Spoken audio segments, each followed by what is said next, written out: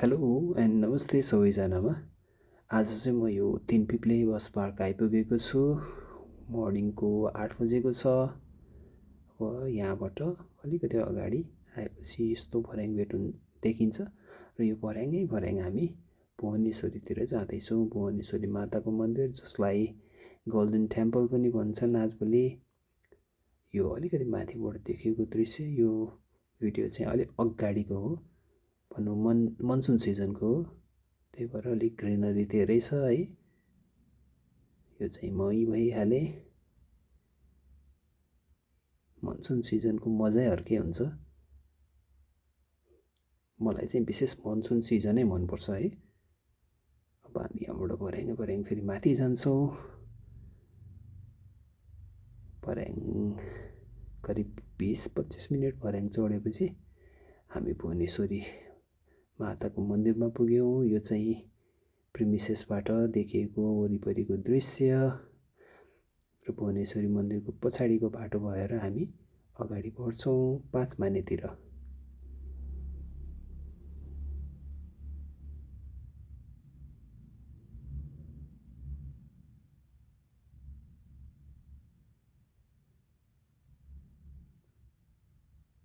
यहाँबाट 5 माने पुग्न करिब 20 मिनट जति लाग्छ।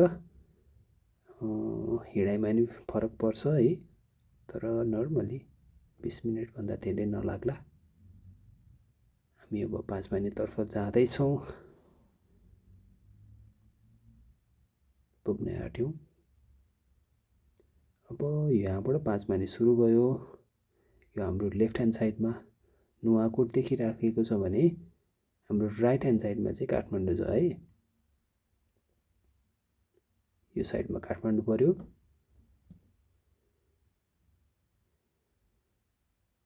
र यो काठमाडौँ खाल्डो। आज काठमाडौँ क्लियर देखिएको छ, नत्र यहाँबाट धेरै जसो समय एकदम धुवा र धुलोले छोपेको काठमाडौँ देखिन्थ्यो भने आज एकदम क्लियर देखेको छ। हामी यहाँबाट पनि अलिकति अगाडि 5 मिनट जति अगाडि लाग्छौँ। अब चाहिँ हाम्रो राइट ह्यान्ड साइडमा 5 माने माथि छ, यो नुवाकोट साइड, र हामी हाम्रो राइट ह्यान्ड साइड माथिपट्टि 5 माने देख्छौँ। यो 5 मानेको मानाहरू भयो, अहिले 3टा मात्रै छ। 2टा फ्लडले बगायो भने छ होइन, बाढी पहिरोले। यो यहाँनिर चोक छ, यो ओह्रालोतिर गयौँ भने यो 5 माने जाने बाटो भयो भने यससँगैको ओह्रालो ढलान गरेको ओह्रालोको बाटो गयौँ भने हामी जितपुर फेदी पुग्छौँ। यो जितपुर फेदी र यहाँ यो गेटबाट छिरेर हामी तारकेश्वर महादेव पुग्छौँ भने यता लेफ्टतिर नुवाकोट। आज हामी यहाँभित्र जान्छौँ। युजली यहाँ टिकटिङ हुँदैन, तर पछिल्लोचोटि म जाँदाखेरि मलाई 100 रुपियाँ लिएको थियो। यहाँ पनि लिन थालेछन्। अब हामी जङ्गलभित्र छिर्यौँ। यो राष्ट्रिय निकुञ्ज सुरु भयो यहाँबाट। सुरुमा केही भर्याङ छन् अनि अधिकांश बाटो सम्म छ है। सम्म भनेको एकदम स्मुथ छ, राम्रो छ। वातावरण एकदम मनोरम छ। यो हाइक चाहिँ एकदम सजिलो छ है। करिब मैले 3 घन्टामा पुरा गरेको थिएँ भने म र मेरो एकजना साथी हुनुहुन्थ्यो, हामीले 3 घन्टामा पुरा गऱ्यौँ। नत्र भने एकदम बिगिनर्सहरूले पनि यो हाइकिङ गर्न सक्छन्। धेरैमा 5 घन्टा लाग्ला यो पुरै ट्रिप सिद्धाउनलाई। अब हामी यो तारकेश्वर भ्यू पोइन्टमा आएको छौँ, आइपुग्यौँ। यहाँबाट काठमाडौँ भ्याली राम्रो देखिएको थियो।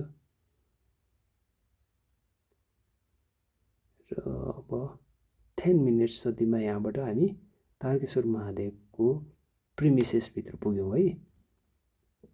यो तारकेश्वर महादेवको सबैभन्दा बेसमा रहेको भनौँ, तल रहेको मन्दिरहरू। अब हामी उकालो चढ्दैछौँ। भर्याङै भर्याङको अलि उकालो माथि पुगेपछि मन्दिर छ। पहिलो मन्दिर आउँछ तारकेश्वर बुढा महादेव, जहाँ हामी अहिले पुग्दैछौँ। यो हो तारकेश्वर बुढा महादेव। जय होस् महादेव, ओम नमः शिवाय। अब हामी माथि जाँदैछौँ मेन तारकेश्वर महादेवको मन्दिरमा। यो भर्याङ चढेर माथि गएपछि यहाँ हुनुहुन्छ तारकेश्वर महादेव र छेउमा रहेको यो कुण्ड र सानो गुफा जस्तोमा महादेव हुनुहुन्छ। त्यहाँ यहाँबाट देखिएको दृश्य।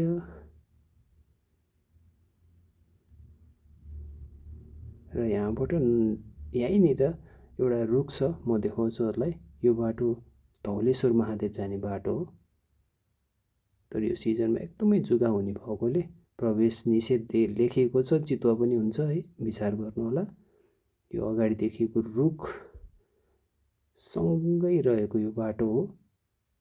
त्यो रुखलाई ध्यान दिनु होला। र त्यहाँबाट माथि जाने बाटो छ।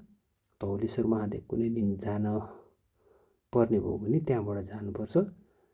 अब चाहिँ हामी फर्केर फेरि तिनपिप्ले नै आइपुग्यौँ। हस्, यहाँसम्म हेरिदिनु भयो, धन्यवाद।